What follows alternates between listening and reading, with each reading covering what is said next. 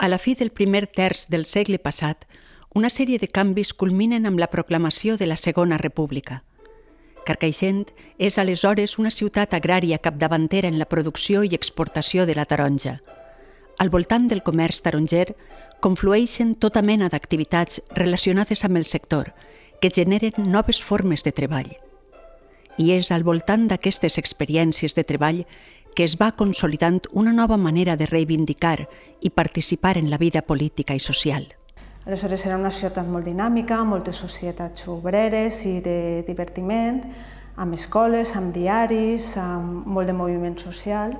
Era una societat rural, però que estava més a prop d'una ciutat que d'una zona agrícola com la que existia en altres zones dels anys 30. El monocultiu de la taronja, amb totes les conseqüències negatives que pot tindre al seu voltant, una conjuntura de crisi internacional i un moment reivindicatiu per part dels treballadors.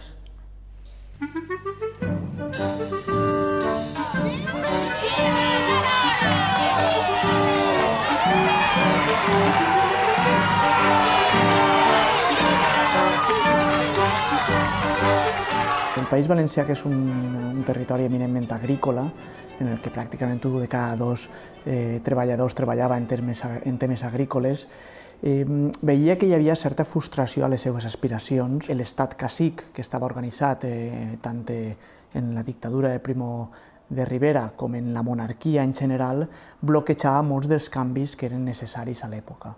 De tal manera que l'arribada de la Segona República, des d'aquest punt de vista, va ser una apertura de les possibilitats d'organització, de negociació i de presència en l'espai públic. La llibertat d'organitzar-se, la llibertat de premsa, de poder comunicar amb total llibertat, jo crec que és la característica més destacada. Carcaixent en aquell moment tenia molta publicació, venia des de començaments del segle XX, molta publicació diària. Clar, la premsa també va col·laborar molt en aquesta eclosió d'alegria quan es va proclamar la Segona República.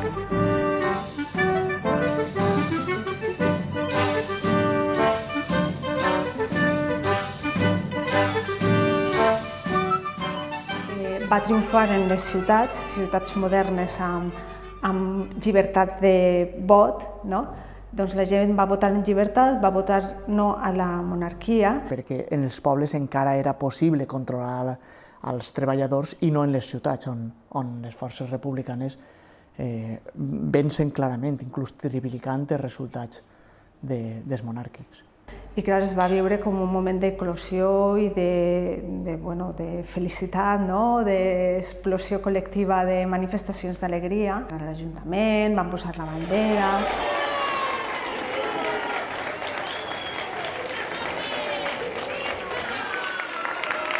Poble de Carcaixent, en nom de la Junta Municipal, proclame oficialment la República Espanyola en el nostre poble.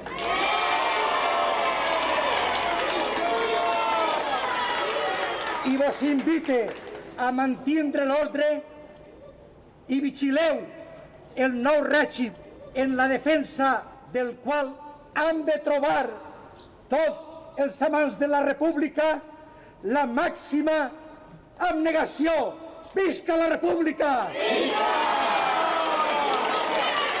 Que, clar, la Segona República és, en certa manera, l'apoteosi d'això que es diu la política de masses, que en Europa occidental i en Espanya es va consolidar en el primer terç del segle XX. La participació i la voluntat de participació de la gent en política.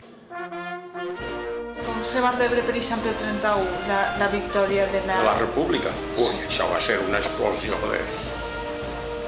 explosió popular d'entusiasme, perquè també es venia de passar la dictadura de Primo de Rivera, l'actuació del rei Alfonso XIII, que aquell era un trapadroles, aquell era un tarambana, no?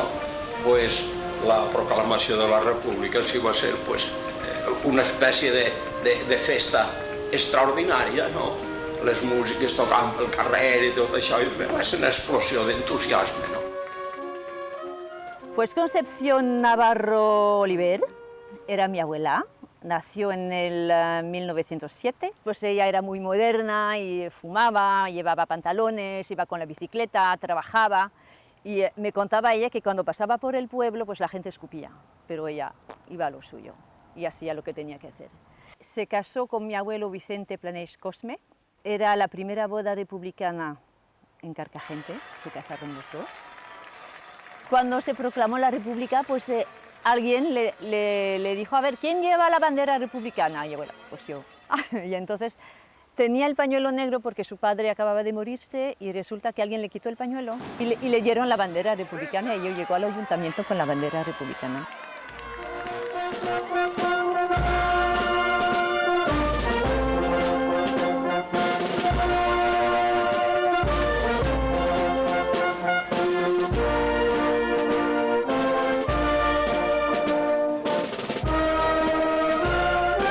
Va significar fonamentalment un toc d'alarma. L'alarma perquè per primera vegada en la història d'Espanya hi hagué un règim polític que no és que volguera fer ningun tipus de revolució. La República no va ser mai un règim revolucionari, però sí va encetar una sèrie de reformes socials i econòmiques que afectaven als interessos d'estos grups. La llum. Què fas així? Bon dia, bon dia. Bon dia. Que t'has perdut? Seu així amb vosaltres. Seu. Bueno, els casinos, la Gallera, el Centre de Societats Obreres, l'Espardenyot, tot aquest tipus de locals que també són un símptoma d'una societat més moderna, no? Que s'havia passat d'aquella societat més agrària rural a una societat on la gent convivia i comentava les seves experiències de la vida també. La Casa de la Democràcia era un casino que va ser agarrat com un dels edificis més emblemàtics a partir de la República. L'Ismael Roig ho comenta a les seves memòries i també quan jo vaig parlar amb ell, que li va sobtar molt, perquè ell venia d'Albaida, que era una societat més rural, i clar, veure aquesta eclosió de gent reunida parlant en tant llibertat i explicant les coses de la vida, li va sobtar bastant. CNT, UGT, en Albaida no havien sentit mai parlar d'això. I ahir a la Casa de la Democràcia acudien tots els d'esquerres. Així en plan de prendre cafè i xerrar i tot això i de més, no? Hasta inclús els elements de la CNT i tot això. Què no veus tu que la patronal l'únic que vol és aprofitar-se del nostre treball? Tenim que aprofitar-nos que la república està de la nostra part. Els republicans estaven allà. Els altres estaven, cada un tenia el seu grupet ahir, però es convivia prou harmoniosament, no? Estava el centre dels obrers, que era el que avui és el lloc d'empreses, que es va pagar per les associacions d'esquerres. El Centre de Societats Obreres, durant la major part del temps, va estar adscrit a la CNT, a la Confederació Nacional del Treball. No? Això no volia dir que tots els militants compartiren la ideologia anarquista. El que realment trobaven en la CNT era la possibilitat d'una acció sindical organitzada i al marge de la política també. Hem de fer alguna cosa. L'assumpte està molt malament. La gent necessita treballar per a poder menjar. Estos patronos no volen donar-nos faena i es creuen que així tenen la solució. I no es donen compte que els camps estan secant-se i la collita es farà malbé. No n'hi ha dret. Hem d'anar a l'Ajuntament i demanar més pressió. Ha arribat un laudo de govern civil i mos vol obligar. Això no pot ser. Anem a la vaga. Sí, a la vaga! És que els treballadors en aquell moment tenien el dret a vaga bastant conscients de que podien necessitar-lo, no? Aleshores, durant els anys 30, les reivindicacions estaven lligades a la negociació de les bases de treball. I en les condicions de la Segona República van poder fer front a això en condicions de llibertat. La legislació republicana facilitava bastant l'acció dels sindicats i dels treballadors, sobretot perquè havia canviat la relació de forces. Si anem a la vaga, ens hem d'organitzar. No vaig a ser que algun espavilat es despiste i vaig a treballar. I ho espatllaria tot. Hem de pressionar com siga. Sí, ens han d'organitzar i no deixar que ningú vagi a treballar. Han de dividir el poble i repartir-nos per a controlar. I si algú vol treballar, li farem l'explicació. Però què farem sense treballar? Hem de menjar. Les nostres famílies no poden aguantar aquesta situació. Sí, algo hem de fer. Podríem anar pels pobles i demanar la solidaritat dels treballadors. Crear una caixa de resistència. No demanar diners, demanar solidaritat. Votem! Votem! Les reivindicacions començaven a l'octubre, quan començava la campanya taronjera, de preparació de la taronja per l'exportació, i que era en aquell moment en el que podien pressionar més perquè si no es podia preparar la taronja per exportar-la, i era el moment de pressió que era quan més reivindicaven. La terra estava mal repartida, però realment els grans propietaris eren un número molt reduït i acaparaven una quantitat relativament reduïda de terres i sobretot de terres fèrtils o de terres cultivables. Perquè nosaltres les masses de taronges empleem alrededor d'un centenar de dones, diàriament. I homes, 15 o 20 al dia, a part els que enviàvem a collir.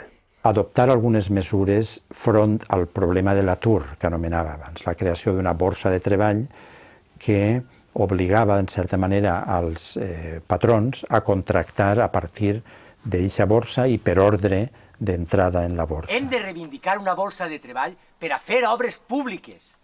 Diuen que volen construir unes escoles i un mercat.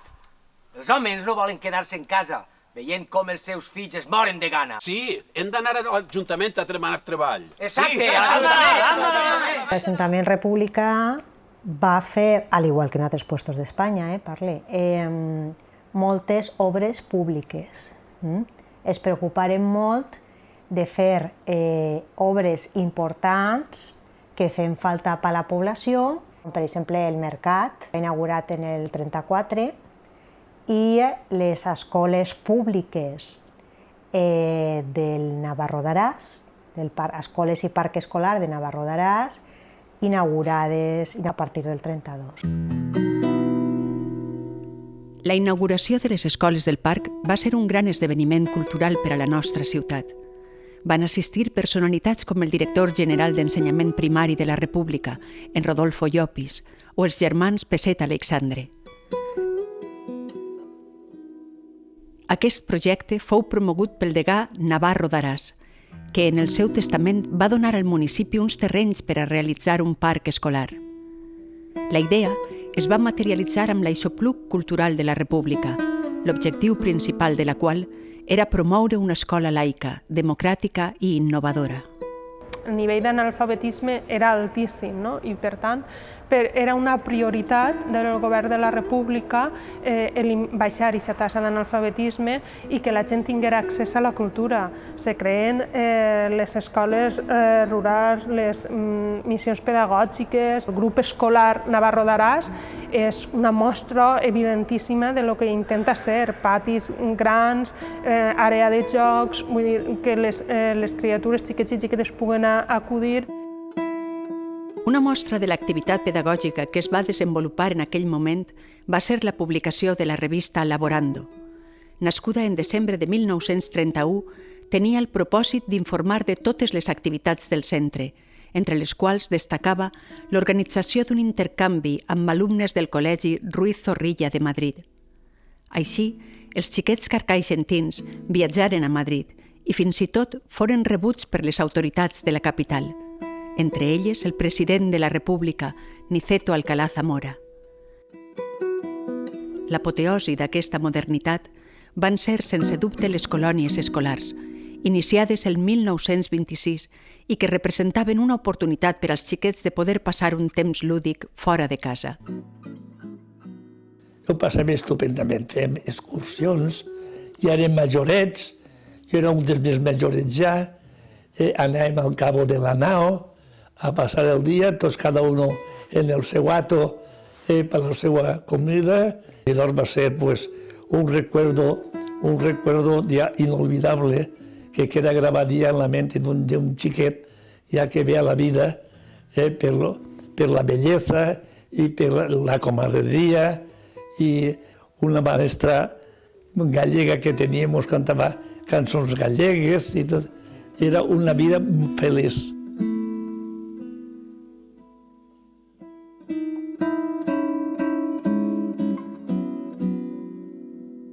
Feia ja temps, quan arriba la Segona República ja n'hi havia una certa trajectòria d'organització sindical i que es caracteritza sobretot per l'existència de dos sindicats o dues societats centrals, que eren la Societat de Treballadors del Camp i la Societat del Despertar Femenino, que agrupava les dones dels magatzems. La dona s'incorpora al treball, als magatzems, i també reivindica les seves condicions com la lactància, l'hora de lactància, millors condicions higièniques. Al començament es treballava al terra, en un terra de palla, que si no es renovava la palla doncs també era una situació bastant insalubre. Eixien les dones a les 12 i era una alegria en el carrer, les dones que eixien dels almacens.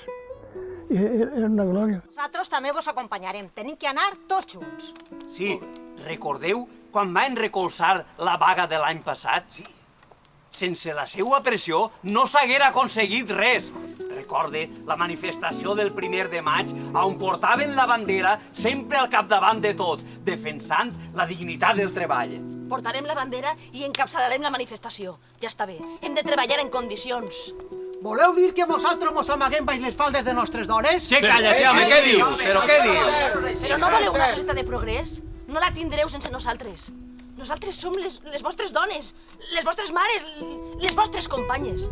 Si vosaltres patiu, nosaltres encara patim més. Si no treballeu, nosaltres no podem tirar endavant. I nosaltres també treballem. El nostre salari és necessari si volem que els nostres fills tinguin una vida millor, més digna i més igualitària.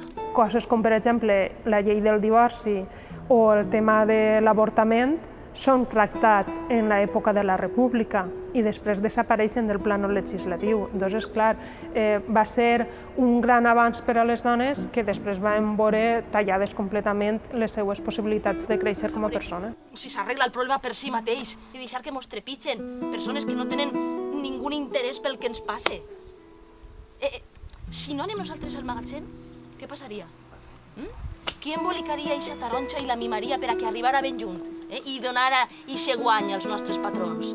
No, nosaltres també tenim dret a treballar i tenim drets i hem de demanar una societat més justa. Visca la República! Visca! Visca els treballadors! Visca! Visquen les dones del despertar! La República, clar que va generar, va implicar que les dones tingueren dret a una remuneració no equivalent, però se comença a discutir, a que s'inseriren en el mercat laboral. Les dones prenen consciència de la seva capacitat de reivindicar, de demanar les coses que li són pròpies. Les dones aconsegueixen durant la República el dret al vot. El novembre de 1933 van poder votar per primera vegada. La victòria dels partits de dretes desembocà en un bienni d'inestabilitat política i social que provocà la convocatòria d'eleccions el 16 de febrer de 1936, les últimes eleccions democràtiques en més de 40 anys. La campanya electoral va ser tensa, en un moment d'un gran desplegament de propaganda. En aquesta situació és quan va vindre Largo Caballero. A Largo Caballero, quan va negociar la seva visita a Carcaixent, li van dir que no havia de parlar de política. Clar, era inevitable davant d'unes eleccions i d'un personatge com Largo Caballero que no parlés de política. I aleshores va haver com una espècie d'aldarull a l'hora de fer el míting perquè va parlar de política, no sé què diria. I bueno, hi va haver ahir una espècie de... Després, a l'hora del dia següent a la premsa, cada periòdic, en funció de la seva ideologia, va donar una versió. Mireu què diu en el Diario de Valencia en la portada. 2 de febrer de 1936. Ahí mateix. Anoche en Carcagente los obreros protestan contra Largo Caballero y no le dejan hablar. Sí. El caudillo leninista huye por una puerta falsa. Pues mireu lo que diu el mercantil valenciano. Tuvo que salir por la puerta principal, ya que no había otra. No, si això acabarà malament. Ismael Roig ho comenta, que això és fruit de l'enemistat que pot haver entre pobles d'Alzira Carcaixent. Si Alzira és de la UGT, Carcaixent ha de ser de la CNT, no? Que això també és una mica peculiar l'argument, no? Però que, bueno, que és curiós, no? No tenia que parlar de política. Naturalment. I estem damunt de les eleccions. Bueno, això va ser perquè va vindre amb els d'Alzira. I a ells els agrada molt acaparar els treballadors. Sí, hem de fer alguna cosa. La CNT ha de prendre alguna decisió. S'ha d'organitzar millor. I si no, arribarem tots a l'òrbita del largocavallerisme. Els resultats electorals, amb una victòria molt ajustada del Front Popular, fan que el nou govern d'esquerres estiguera molt pressionat tant pels sindicats com pels grups conservadors. Les reivindicacions dels sindicats per legalitzar l'ocupació de terres per part dels jornalers i el conflicte entre l'Església i la República van generar un clima de crispació social cada vegada més polaritzat. Davant la creixent espiral d'enfrontaments, els discursos es radicalitzaren i l'atmosfera d'hostilitat i odi acabà traslladant-se als carrers. Totes les esglésies i, a més, les seus dels partits de dreta van ser destruïts totalment. L'únic que es va respectar va ser l'església de l'asil de la Mare dels Desemparats. Com es dedicaven i estaven les xiquetes allí, òrfenes i tot, va ser l'únic que no es va pegar a foc. L'Ajuntament, encara que era en aquella època, era majoritàriament republicà, el que sabem que ho lamentaren molt tots els aconteciments que van succeir. Tota la documentació se va salvar, gràcies precisament a les autoritats republicanes. En concret va ser l'alcalde, José Donat. Ell va prohibir que tocaren res d'aquesta documentació. És més, va preocupar-se de que portaren tots aquests llibres parroquials a l'Ajuntament, a l'arxiu, on estava l'arxiu municipal. Quan s'assalta el temple parroquial el dia 13 de maig de 1936, la gent entra, enloquida, va cremant tot, crema tots els altars, totes les imatges, pega foc a tot. Com la Mare de Déu estava tapada en una cortina, no estaven que allí estava la Mare de Déu i coses d'això, pensarien que seria un quadre i prou, se la van deixar allí i no la van fer res. Don Francisco Fogués fa diversos intentos en gent de Carcaixent i en un candelabro que hi va haver per allí que va pegar un colp al cristal, la van tapiar dins de casa, van lograr saber on estava la imatge, la van llevar d'on estava i se l'emportaren a l'Ajuntament. Diu que li ficaren un gorro frigio i la bandera republicana fins que desaparegué i anar a parar a l'arxiu que estava en l'últim pis de lo que és l'edifici antic de l'Ajuntament i allí passar la guerra. Si extraguem una situació, com per exemple el cas de la profanació de tombes de monges en Carcaixent i la seva exposició de les mòmies i tal, dius, que bèsties, que cruent, i a més ara, tants anys després. Però tot s'ha de veure en el context, sense justificar-ho, s'ha de veure en el context històric en el que va ocórrer.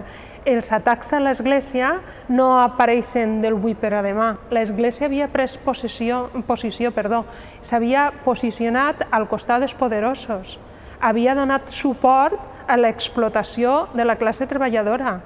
De fet, després va ser la gran encobridora.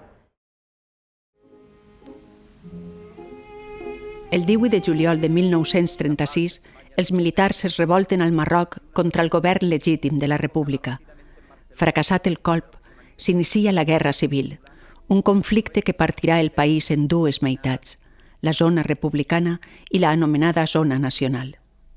De nit al matí un professor desapareix. Don Francisco Rubiel es veu. Total, que 2 o 3 dies després de desaparèixer don Francisco tal i qual, orden de que en camions agarrem i pa a casa. I es trenca ahir, es trenca les vacacions. I jo me'n recordo que vaig eixir de ma casa per anar a treballar, i vaig veure que hi havia molta gent allà a l'Ajuntament. Pues mira, passa això, que diuen que s'han sublevat els militars. I així han dit que no anem a treballar i que no anem a treballar, fins que això no s'aclareix que tal i qual. vaig dir, pues, el que hi ha que fer és nomenar una comissió que vagi a València. A veure què passa en València, a veure què saben en València i a més. Bueno, van nomenar aquesta comissió i entre ells vaig ser jo. I quan vam arribar a València, aquells ja feien igual que nosaltres i no sabien. Els sindicats volen participar, el govern local també està ocupat, fan un govern paral·lel amb els comitès d'enllaç, que són els que realment tenen el poder polític local. Cal tindre present que la guerra, òbviament, és una situació d'excepcionalitat. I en aquest cas, la rebel·lió militar deixa un buit de poder en el govern legítim, en el govern central, i aquest buit de poder momentani l'ocupen els poders locals, des de baix. Controls per entrar en el poble, havia unes barricades d'arena, terra i arena, per fer allí uns parapetos, allí, uns toldos com si fos una tenda de campanya gran, i allí ja estaven col·locats els milicianos que dèiem vosaltres. Però milicianos de militars, milicianos d'estos que s'agarraven i es posaven un gorro i un fusil. Des de l'inici de la guerra, l'economia es converteix en una economia de guerra, lògicament, i l'economia de guerra té implicacions molt distintes de l'economia de pau. Es té que reorientar la producció que és útil per a l'esforç militar i tot això requereix intervenció administrativa. Tot això es feia tractant de dur a terme algo que s'anomenava genèricament la revolució, és a dir, d'alterar les estructures de la propietat, les estructures productives, l'estructura de classes. En aquells moments, la classe obrera pensa que és el moment de dur a cap els somnis revolucionaris, de que la transformació social va ser possible, i comencen les col·lectivitzacions i comença el voler crear una borsa obrera en el que el treball, el poc treball que n'hi hagi, que se repartisca. A mon pare li van requisar tota la terra que tenia. Ma mare tenia molta terra i li la van requisar. Després, quan s'acabà tot el jaleo ixe, les terres les agarrà mon pare altra vegada, però estan endeutades ja. L'exportació de taronja va ser assumida de manera col·lectiva i això va donar lloc a l'aparició en tots els pobles tarongers d'una cosa que es diuen els CLUEF, els comitès locals unificats d'exportació de fruits. La patronal es veu arraconada, vull dir, de fet, n'hi ha molts comerciants de Carcaixent que desapareixen, vull dir, les fàbriques són col·lectivitzades, però ells, en part per por, i en altres perquè no saben gestionar aquesta nova situació, desapareixen del centre de poder i, per tant, inclús marxen de Carcaixent. Però nosaltres, mon pare va tenir l'habilitat de treure el passaport i anar-me'n seguir de fora. Però, vamos, no estava la cosa clara quan mon pare decidia portar-nos a París, anar-se'n a París. Per algo seria. O sigui que la situació era molt delicada. El famós, tristament famós, podríem dir, comitè de defensa, que dins de l'organització política local tenia com a objectiu teòric això, la defensa de la república o la persecució dels enemics de la república, però que va funcionar amb un grau d'autonomia, com és sabut, bastant ampli respecte als poders locals, va estar molt controlat per el sector més radical de la CNT i va ser el responsable dels 120 i tants assassinats que va haver a Carcaixent durant els 4 primers mesos de guerra. Estem allà sentats i vegem passar molt de personal, un dia de feina, personal, tots cara a buscar el paseo.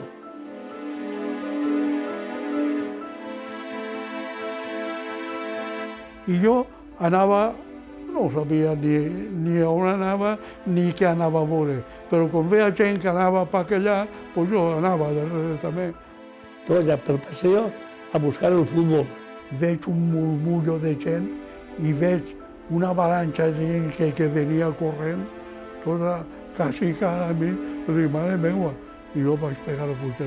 I vegem allà al fons on estaven els arbres, que ara està el comedor dels jubilats, i vegem i comencen a fer així, el que passa és que obrimos, i així va una replaça allí. Es veu que no van tindre cor ni aguante per a presenciar això. I vegem a Joaquín Poquet el guàrdia civil allí ha fusilat en 4 o 5 punts rojos així, amb les espardenyes eixes de careta, els pantalons blaus derruïdos, una camisa amb la mateixa colorida, me'n recordo, i aquí estava. Me cague la piquereta, i aquesta imatge no m'ha ensenyat a mi en la vida. Capellans em mataren, també, estaven així en Carcaixent, 6 capellans, alguns fills del poble i altres no, d'altres llocs. Han sigut declarats beats de l'Església, ha sigut reconegut el seu martiri, en el qual està don Francisco Fogués. Don Francisco Fogués és un dels historiadors més importants que n'hi ha en Carcaixent. Ell era l'arxiver tant de la parròquia com de l'arxiu municipal. Era el cronista i l'arxiver. Ell va ser el director de Joventut, que era el diari de la Derecha Regional Agraria. Ell, entonces, des de les pàgines de Joventut, tingué alguns enfrontaments en els altres periòdics que s'editaven a la població, com La Ribera. Fogués va desaparèixer, o sigui, no sabem encara avui en dia a on està.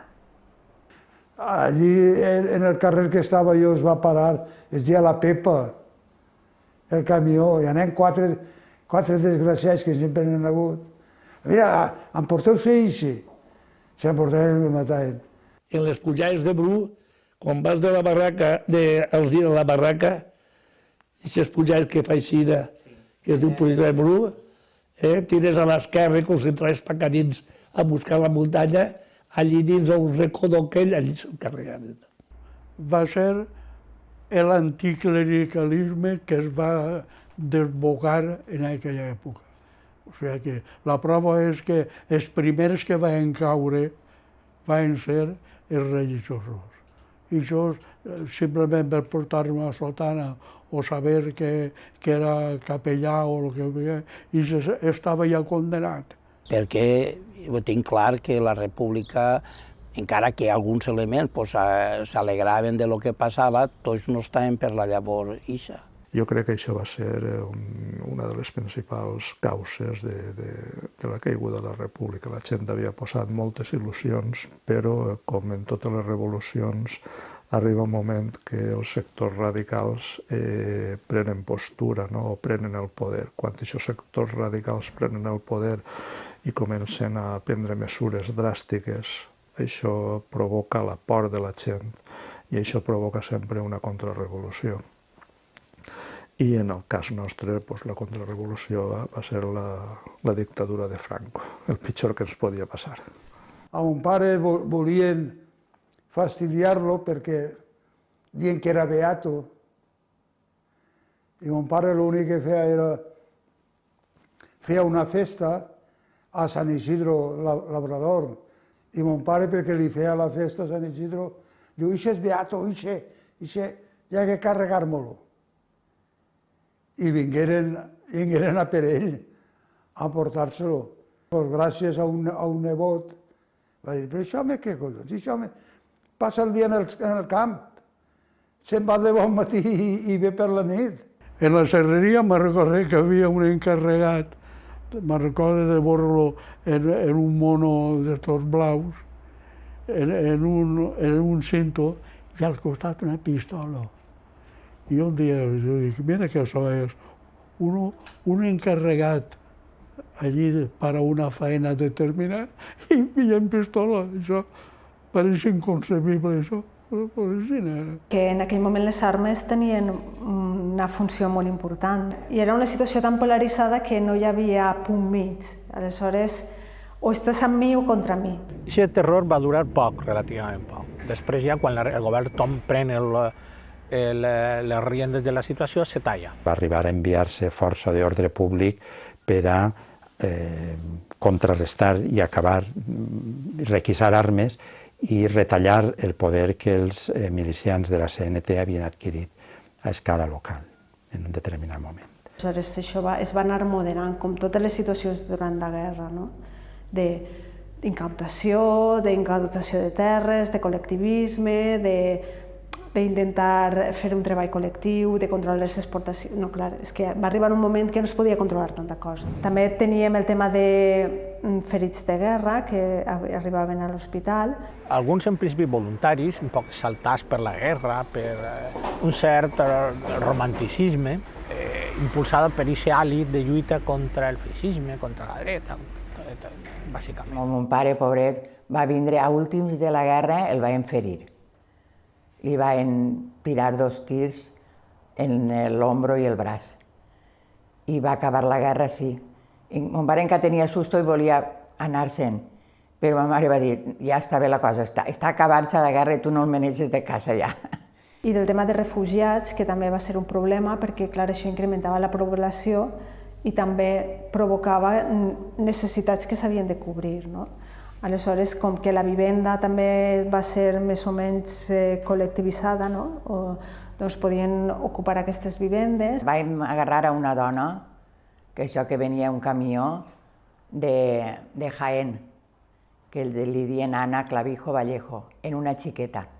La vam agarrar i la vam tindre en casa, tota la guerra. I l'home era d'aixòs que estaven pel monte i va vindre 2 voltes a veure-la i a portar-li menjar o el que podia, saps? Evidentment, quan esclata la guerra, com en tots els països, quan esclata la guerra, si els homes se'n van al front, les dones ocupen llocs de treball. A mesura que avançava la guerra i que s'anava perdent la guerra, hi havia més falta de personal i és quan van reclutant gent o més gran o més petita. L'última quinta que s'incorporà en la zona republicana va ser la que s'anomenà la Quinta del Biberó, que era gent que en el 39 acabava de complir 17 anys. Després d'ella anava a la meva quinta. La meva quinta, en canvi, van agarrar el reemplaç del primer reemplaç. Jo era del segon.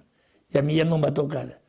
Yo estaba en Burgos de la Alta de la Fiesta y recuerdo que se comunicaban los nacionales con Franco, me mandaban unos telegramas diciendo que se habían sublevado, que estaban a sus órdenes, que tal y cual. Y estuvimos allí hasta que las tropas nacionales ocuparon Valencia. Entonces nos vinimos aquí.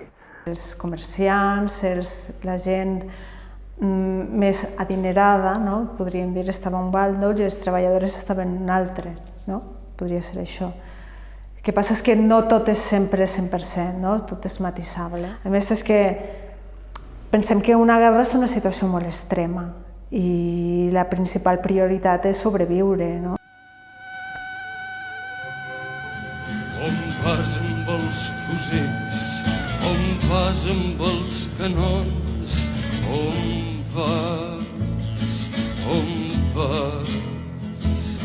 on vas quan ja l'infant no vol jugar perquè el carrer... Els bombardejos jo recorde que mos cridaven els pares i m'anaven corregent l'escalat de l'entrada, tenia un quartet que l'aprofitaven i allí mos resguardàvem. O bé anant al sort de per ahir lo liberal que diem. Mos amagàvem baix de l'escala en el rebost quan venien els avions. I ma mare em va fer creure que allí no em passaria mai res, si estàvem les dos allí. I tenia menjaret, tenia l'orinalet, tenia l'àvia, tenia tot allí dins. La meva família va dir, anem al Pla. I el Pla és allà dalt al camí La Font. Mon pare tenia allí 10 o 12 fanecaes i allí tenia una barraca i allí la barraca, allí passaren la temporada durant els bombardeos que havien. La defensa que teníem era a baixar i baix on jo vivia, era una planta baixa, i baixàvem a pressa i corrent baix i mos posàvem baix l'escala. De lluny ja el coneixíem. Dic, ja està la pava. Li diem la pava. Pava,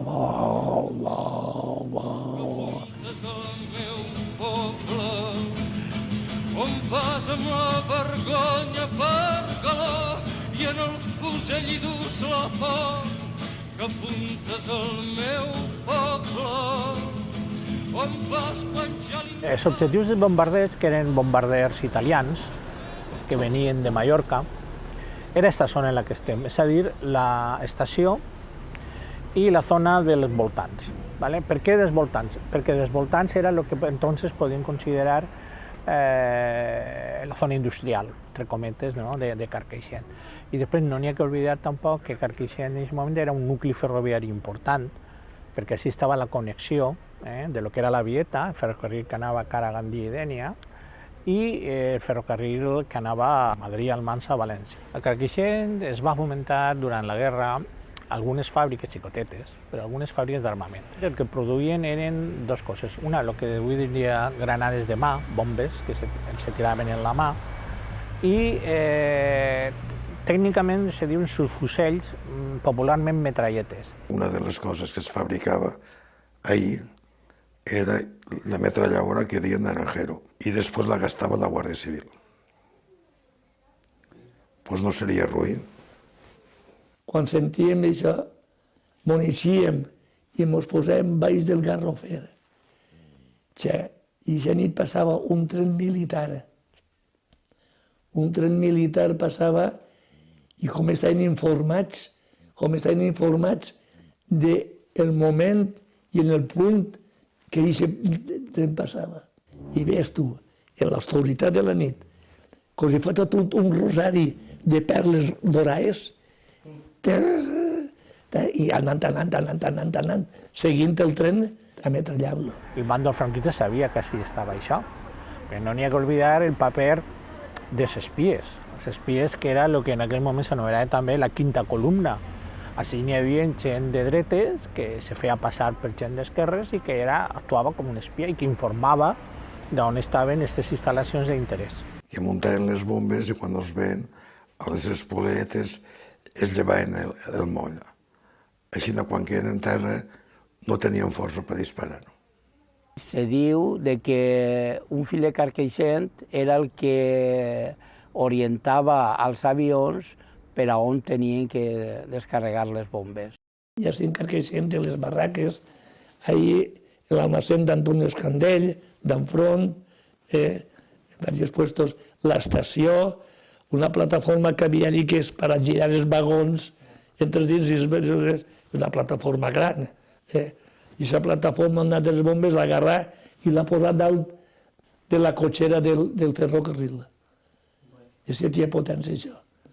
La necessitat de construir refugis és dels anys 1938, que és quan els bombardejos de Carcaixent es fan cada vegada més intensos. Els refugis que tenim memòria, els més principals eren el de l'asilo, que és el més important, que es conserva intacte, que és on estem.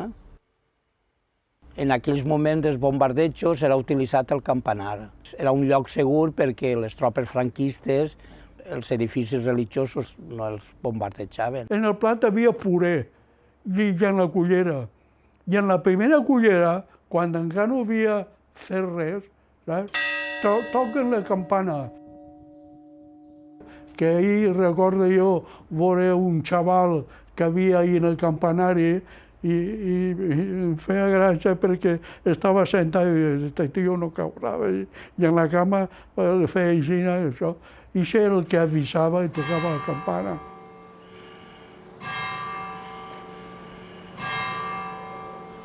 Ja la cosa ja estava quasi penalitzant.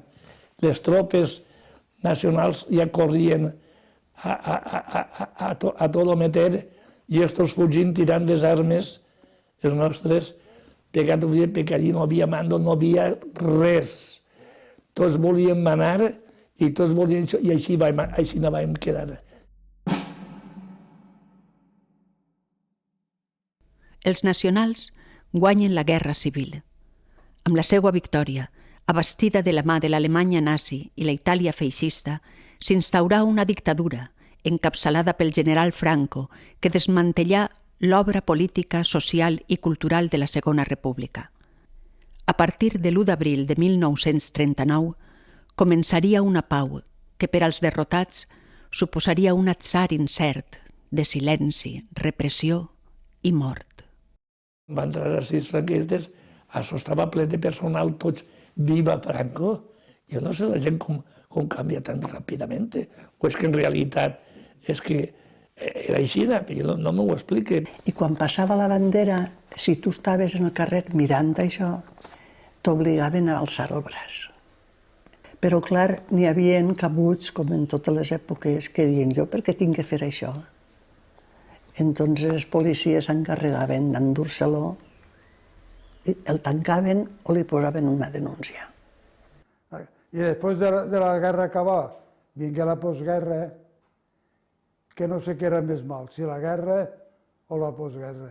Confluïen dues circumstàncies. Una era la situació de l'Espanya de postguerra, la situació de l'autarquia, de misèria, pobresa, fam, i per altre costat el fet que va estallar en seguida la Segona Guerra Mundial. Anava uno que portava una col, fíjese, i allí, ja que veure, pel carrer anava sola, la gent que li s'acostava preguntant-li d'on l'havia comprat.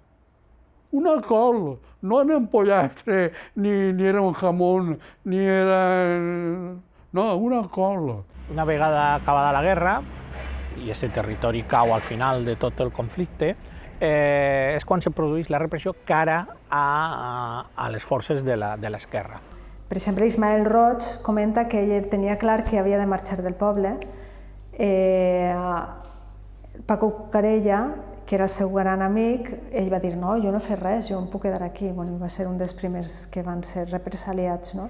Realment és ell el que està i espera a l'entrada dels nacionals en la confiança de que ell no ha fet res i que no té delictes de sang i que, per tant, ell ha sigut un representant legítim i que han perdut la guerra i espera els nacionals i entrega a l'Ajuntament pensant que no va ocórrer res. De fet, se li ofereix la possibilitat de fugir al port d'Alacant i ell es nega perquè té dona i 2 fills, un xiquet i una xiqueta, i pensa que és difícil anar-se'n tots i no vol abandonar-los, però també convençut de que no va passar res, que el traspàs de la institució va ser possible i acaba afusellat en una condena a mort amb el vistiplau de Franco i afusellat a les tàpies i ja està.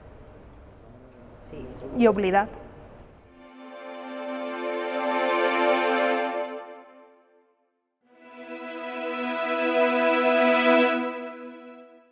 La repressió freda, sistemàtica, organitzada.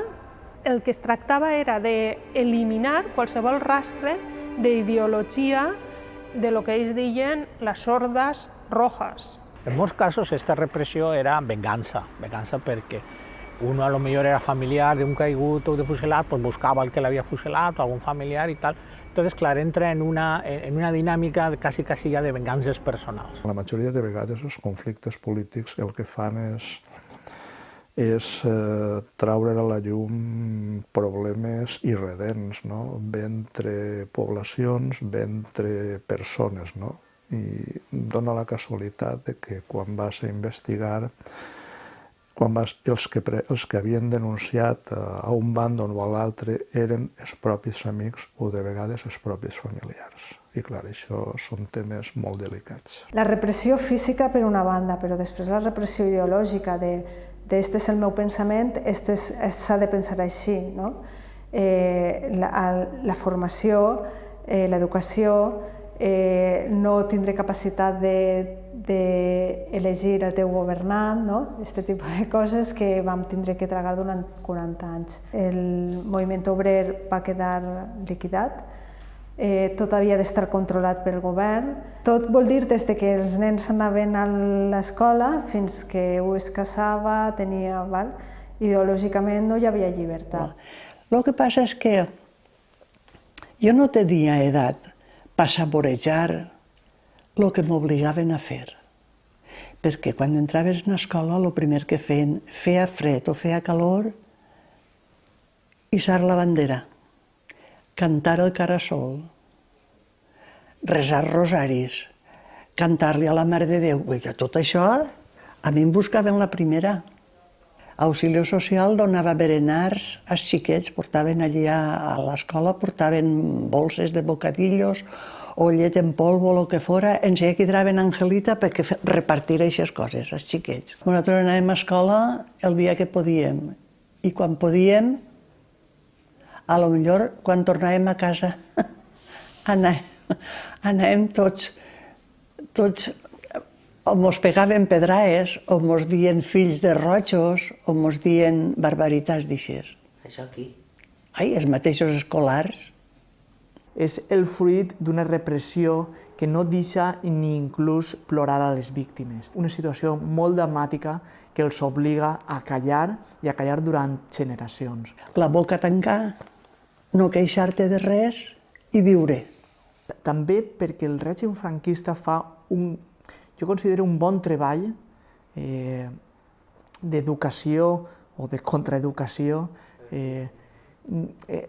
educant aquestes persones per a que callen i fent que pensen molts no, però alguns, que si havien sigut assassinats per alguna cosa seria, no? Per alguna cosa seria. En quant a que alguna cosa haurien fet per afusellar-los a les tàpies del cementeri de nit, que diu un poc del sistema jurídic d'aquell moment, si tan tranquils estaven el que estaven fent, haurien pogut fer-ho amb llum i taquígrafs, i no a les 4 de la matina i amagar de la família i tirats a una fossa comuna. Llistats, per exemple, de sindicalistes, llistat de gent que pertanyia a determinats partits polítics. És la informació que ells utilitzaven després per a acusar a totes les persones que havien detinguts per saber si havien format part d'un partit polític o d'un altre, per tindre proves per acusar-los. Encara que moltes vegades la jutjaven, la gent la jutjaven sense massa proves o sense proves molt contundents. En els sumaris, encara que t'acusaren de maçoneria o d'haver matat, al final el delicte és adhesió a la república. D'alguna manera, el fet de tu haver-te implicat políticament en qualsevol aspecte de la vida al costat de les institucions legítimes era causa suficient per a després anar contra tu. Jo estic segur que el meu cunyat, home, no pots assegurar mai les coses, però jo no crec que ell matara ningú. Perquè tots els matons d'ací sabien els xiquets i tots sabien qui eren fulano, sotano, el de la Pepa, no sé. I entonces està aquest detengut, i tenies que dur-te el menjar, estava en el almacén de l'Alzira, i anava la meva germana i jo la duia en la bicicleta, i un dia anava justament a soles.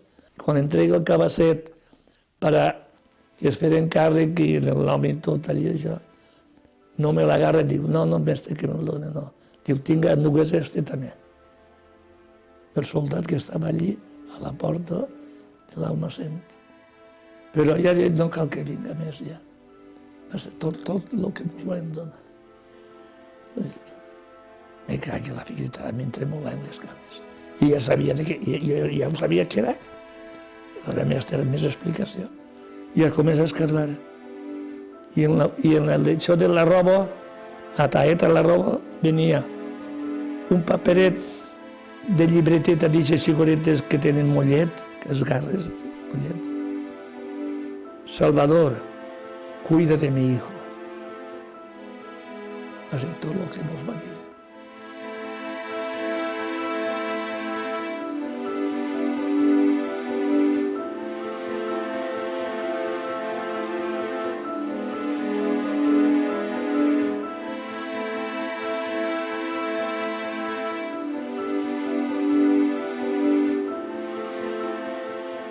No només al que s'haver implicat, sinó també a la dona se la podia castigar, rapar-te el cap, de que fer-te beure oli de rossí, vull dir, coses així, anar a netejar l'església perquè tu o el teu home o el teu germà a seu roig. A ma mare se l'emportaven tots els dies i totes les viudes que n'hi havia d'aquella època a netejar els comedors socials.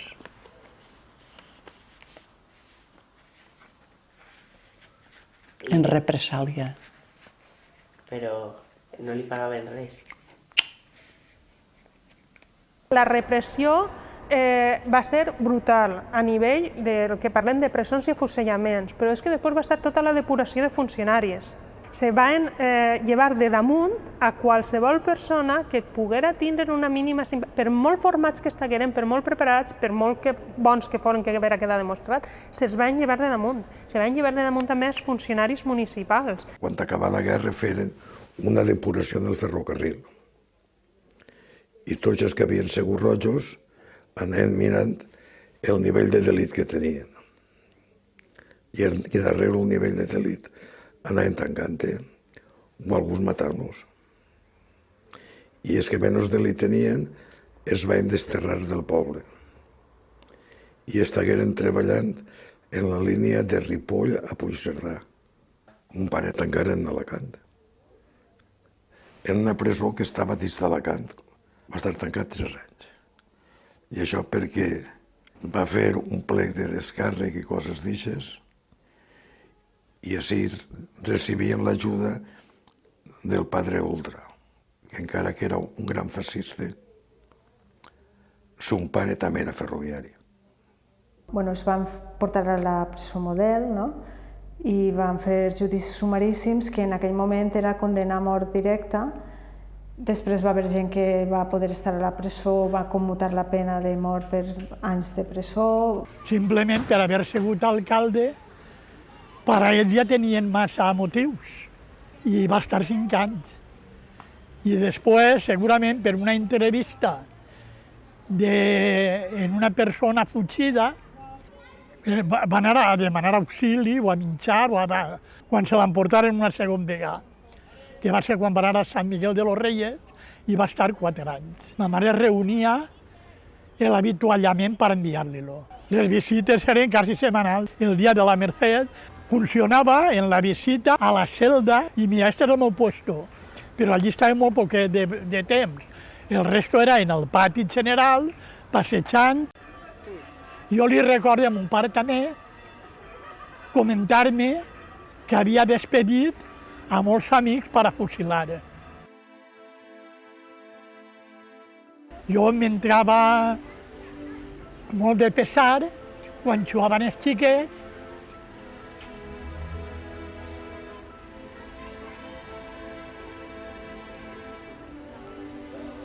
i veia que tots tenien a son pare.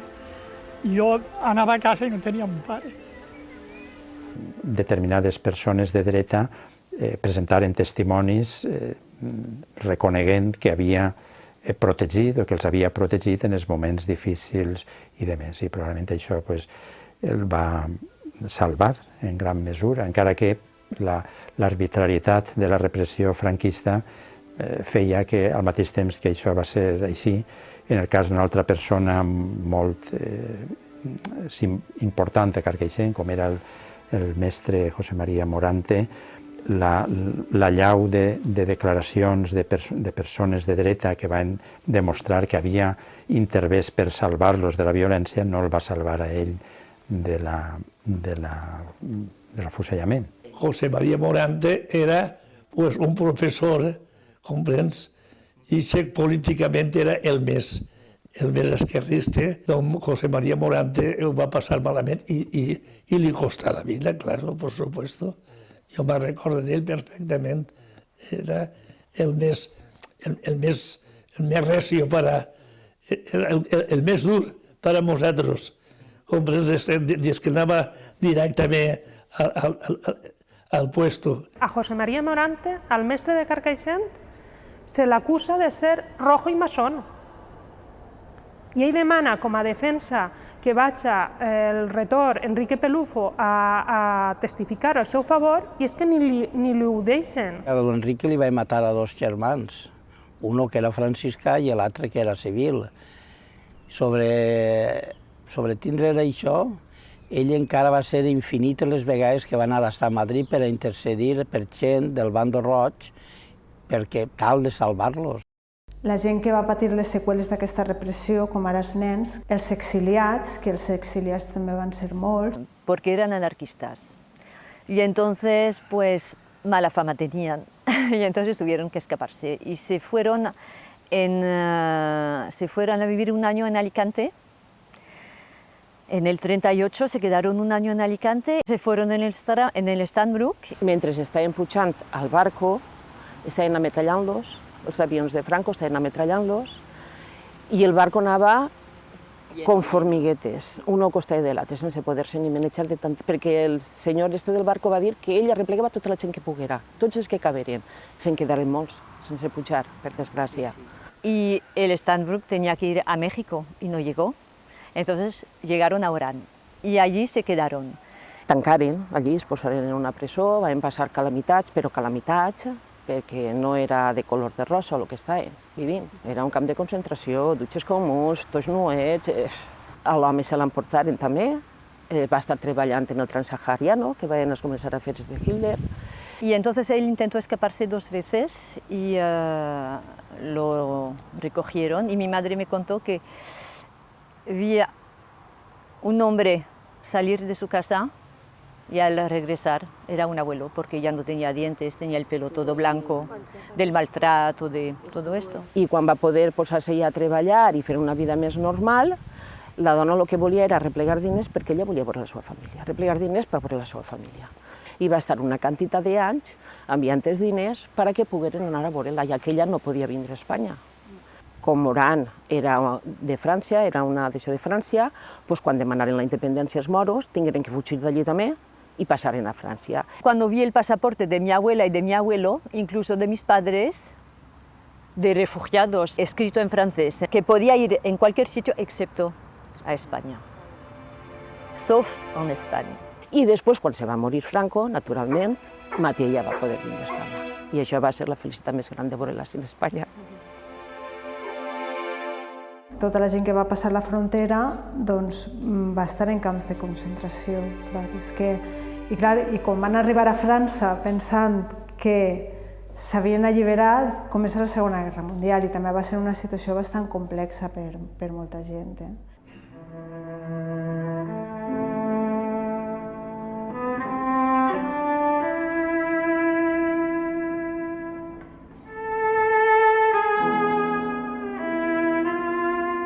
Carcaixent és un dels pols que se veu majoritàriament afectat per la repressió nazi a partir de la Segona Guerra Mundial. Són 5 els carcaixentins que acaben a un camp de concentració.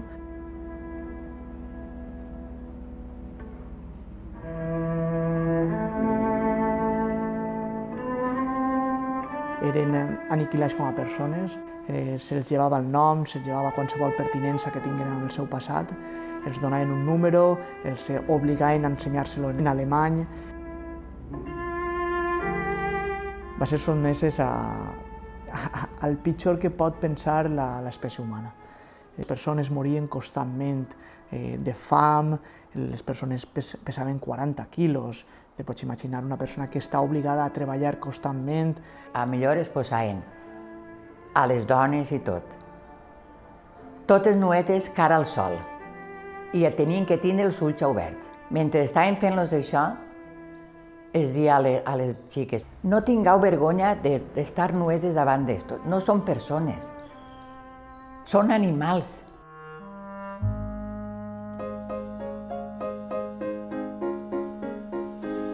Joaquín Olaso Pirera és possiblement el republicà de la Ribera amb una trajectòria més important. Amb tots els moviments comunistes que hi ha forts, el seu nom està entre els capdavanters. Ell s'ha anomenat Louis de Moscou. En els seus viatges a Moscou continuats acaba sent vinculant a l'espionatge comunista. No només ell té una vida apassionant, sinó que també la seva parella sentimental, Dolores García Echeverría, té una vida brutal vinculada a la secretaria de Pablo Neruda. Quan va entrar la Guerra Mundial, mon tio estava en París i es va quedar, era una cèdula d'aixos que es queden. Justament van anar els alemans i es van agarrar a tots. I mon tio va estar 3 anys en camps de concentració. No van estar junts mai. A última hora van estar, però mon tio estava en una part i Matia en una altra, en Mauthausen. De les poques parelles que poden veure's a un camp d'extermini nazi a Mauthausen i acaben sortint amb vida els dos. Matia va tindre d'això d'enviar-nos una targeteta, que la tinc jo, del camp de Mauthausen dient la direcció per enviar-li diners i menjar. Sense saber-ho, ma abuela sempre la porta oberta i ella en casa. No eixia de casa perquè sempre estava esperant el fill, que un dia o altre vendria. I després moren en situacions molt sospitoses a la seva casa a França, a París, quan misteriosament una eixida de gas a la seva casa acaba matant-los mentre ells dormen. Tenien 54 anys només. Van tindre mala sort per algo, no sé què va passar, o va ser una desgràcia de veres, sense que ningú es matara, jo què sé. És que no ho sabem, això no ho sap ningú.